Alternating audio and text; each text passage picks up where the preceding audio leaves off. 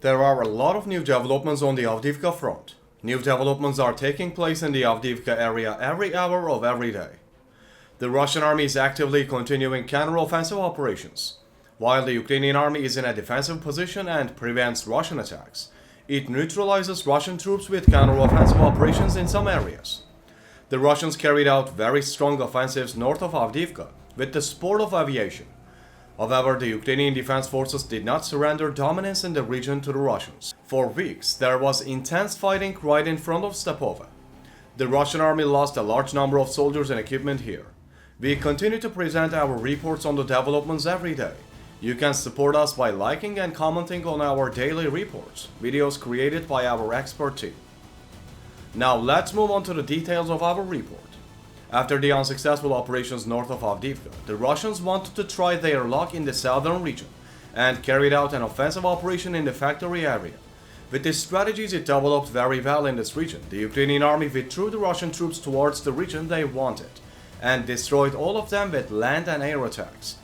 Repeated unsuccessful operations caused the Russian troops to lose all hope. The Russian army had completely destroyed the industrial zone, and there were no structures left in the area. The Russian army has become an open target because it does not have any foothold in this region. The lack of bunkers in the area has left the Russians vulnerable to strong Ukrainian attacks, and the Russian army has been left helpless here. Russian sources reported that Russian forces broke through Ukrainian defenses in the small industrial area and gained control over the area. However, the Ukrainian army withdrew from the area and took up positions on the flanks. The advance of the Russian army to this point was actually Ukraine's plan. However, sources reported that the Russians are advancing and establishing control over the area.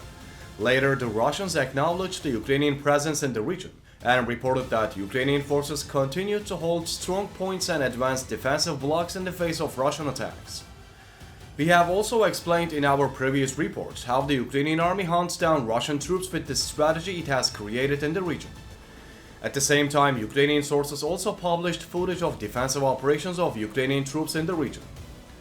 However, the Ukrainian forces from the 110th Mechanized Brigade carried out artillery strikes on Russian forces in the industrial zone.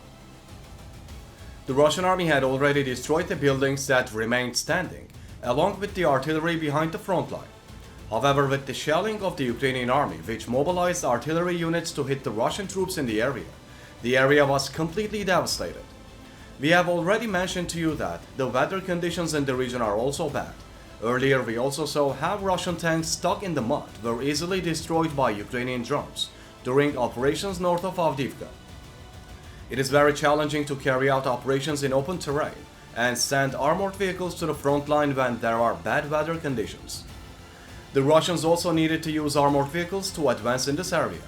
However, the bad weather conditions in the region continue, and there is a lot of debris in the area, so it is very difficult for armored vehicles to move forward in the area. The Russians need to send their heavy armored equipment to the region to be more effective in the region, but the Russians cannot do this under these conditions. For this reason, instead of sending heavy armored vehicles to the region, the Russians are directing a large number of infantry to the region. However, this situation will not bring very positive results for Russia, because the Russian army has lost a large number of soldiers since it launched the offensive in the Avdiivka area. So much so that these losses are almost more than the losses in the Bakhmut region. The Russians began their massive offensive in the Avdiivka area at the beginning of October. In much less time than the intense fighting in Bakhmut, it lost far more soldiers in Avdiivka than it lost in Bakhmut. For this reason, in bad weather conditions and while Ukraine was waiting in a more advantageous defensive position, directing a large number of soldiers to the region brought very negative consequences for Russia. Spokesman for the Taurus group of forces, Colonel Alexander Stupin, confirmed that the Russians reduced the number of armored vehicles in the Avdiivka direction and sent a large number of infantry to the area. As we said earlier, Russian troops got stuck in the mud and lost their tanks and infantry. Again today, a Russian fighter posted videos showing that the roads they were trying to move along were covered in mud and were not at all suitable for heavy equipment. And there were also a large number of neutralized Russian armored vehicles and soldiers in the area. The Russian army continues to lose more soldiers in the Avdiivka region with its bad decisions. Russian leader Vladimir Putin may be ignoring Russia's military losses and continues to send more Russian troops to regions where there are adverse conditions. This state of affairs is criticized by the Russian people. Russian leader Vladimir Putin is being protested by the people.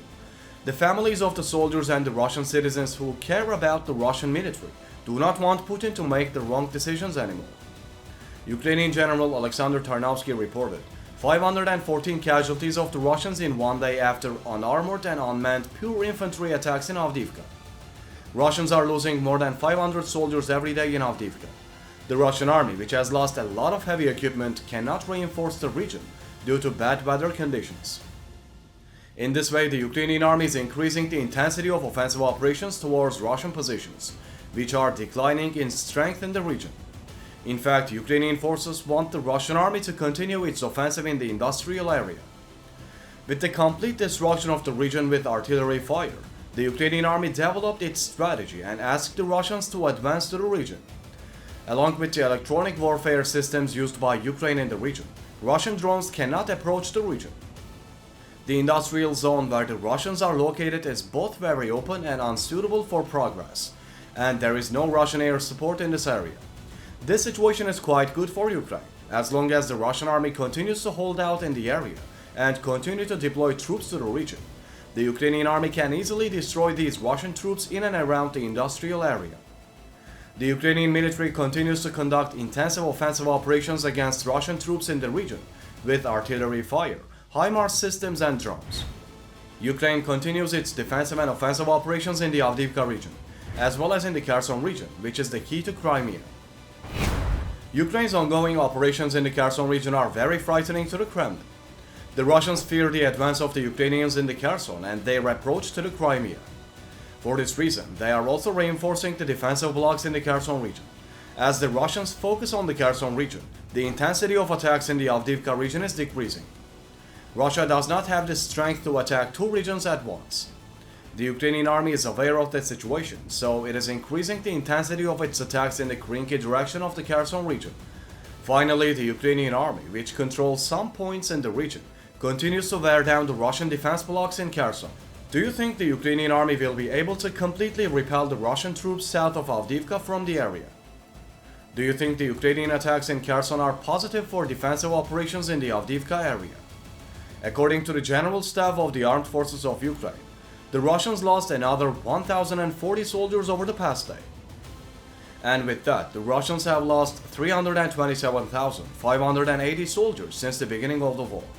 At the same time, the Russian army, which lost 39 unmanned aerial vehicles and 15 tanks on the front line during the day, is quite helpless in the face of Ukrainian defense on the front line.